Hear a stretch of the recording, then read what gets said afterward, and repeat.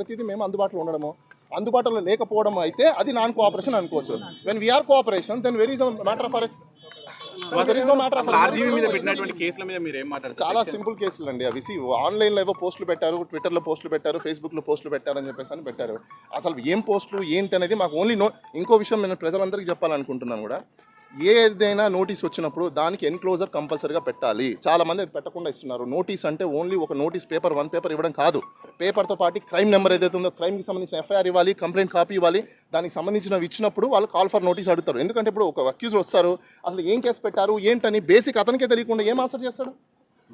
అసలు కేసు తెలియాలి కదా. ఇలాంటి కేసులు ఎక్కువ ఉన్నాయంటే మన అక్కడ ఆ స్టేట్లో ల్యాండ్ ఆర్డర్ అలా ఉంది, ఏం చేయగలుగుతాం? ఏపీ మొత్తం కూడా సోషల్ మీడియా మీద కేసులు జరుగుతున్నాయి. అవునండి, నేను అదే అంటున్నా. ఇప్పుడు 1 ఇయర్ బ్యాక్ ఇంకోటి చెప్తున్నాను, 1 ఇయర్ బ్యాక్ ఎప్పుడో పెట్టిన పోస్టులకి ఒక సుప్రీంకోర్టు గైడ్ లైన్స్, అదేవిధంగా సిఆర్పిసిలో కొన్ని రూల్స్ ఉన్నాయి. 6 మంత్స్, 1 ఇయర్, 3 ఇయర్స్ లిమిటేషన్స్ ఉంటాయి. లిమిటేషన్స్ అయిపోయిన కేసులను కూడా పెడుతుంటే ఎవరేం చేస్తారు దానికి?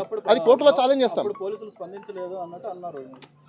అదే నేను అంటున్నా, లిమిటేషన్స్ అయిపోయిన తర్వాత క్రైమ్ తీసుకురావడం అనేది అది లా ప్రకారంగా స్టాండ్ అవ్వదు. అవి లిమిటేషన్స్ ఉన్నాయా లేదా అని చెప్పేసి మేము దాన్ని ఎగ్జామినేషన్ చేసుకుంటాం, కోర్టులో ఛాలెంజ్ చేస్తాం. అది చూడాలండి వాళ్ళ ఆన్సర్ ఏమి. ఒప్పుకోకుండా ఉండే సమస్య ఉండదు. అది ఇండియన్ గవర్నమెంటే, మీరు అందరికీ అదే చెప్తున్నా, digitalpolice.gov.in వెబ్సైట్ ఉంది, దాని ఆబ్జెక్ట్స్ చూసుకోండి.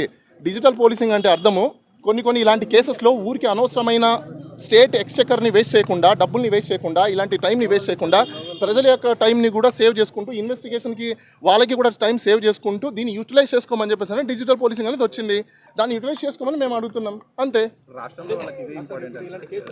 అది ఇంపార్టెంటా లేదనేది పోలీసు వాళ్ళు అక్కడ ఉన్నారు, మీరు వాళ్ళని అడగాలి. ఎందుకంటే వాళ్ళకి నిజంగా ఆంధ్రప్రదేశ్లో ఈ కేసులోనే ఇంత ఇంపార్టెన్స్ ఉంది అని వాళ్ళు కోరుకుంటున్నారంటే ఇంకా లా అండ్ ఆర్డర్ అక్కడికి ఎలా ఉంది, పరిపాలన ఏ విధంగా ఉందని మీరు ఒకసారి గమనించుకోండి. మేము 2 వీక్స్ టైం అడిగాం.